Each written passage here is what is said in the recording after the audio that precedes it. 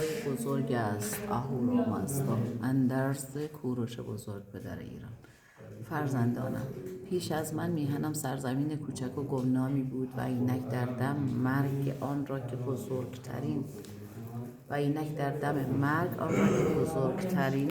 تواناترین و پرگوهرترین کشور است به شما می سپارم.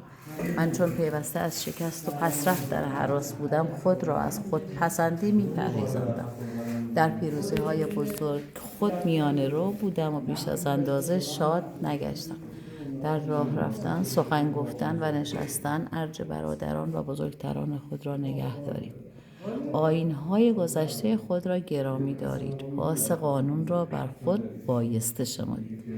ای کمبودیه، بدان که چوب دستی زرین شهریاری را نمی پاید. بسا که یاران یک رنگ برای پادشاه بهترین پشتیبان هستند.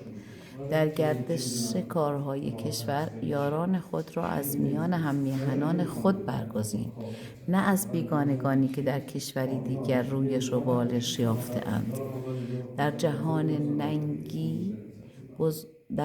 ننگی بزرگتر از دورویی و دشمنی میان برادران نیافتم. پس هماره برادرت را یاری کن. فرزندانم، همیشه با هم یک دل بمانید تا همبستگیتان پایدار ماند. زیرا همبستگی مایه خوشبختی مردمان است. از کژی و ناروایی بپرهیزید. خدای را پیوسته گواه و دیدبان خود بدانید.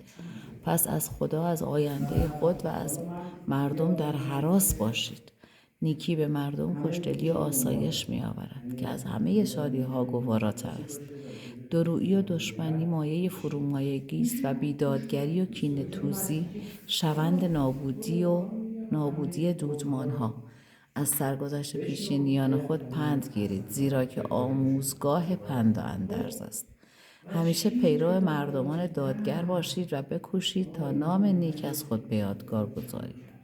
هنگامی که من مردم، پیکرم را در زر و سیم نپوشانید، زیرا خاک سرچشمه زیبایی ها و نیکی هاست و از آنان که بر سر خاک من می آیند پذیرایی کنید و زودتر آن را به آغوش خاک بسپارید. همه پارسیان را به آرامگاه من بخوانید تا بدانند که من به خوشبختی بزرگی رسیدم.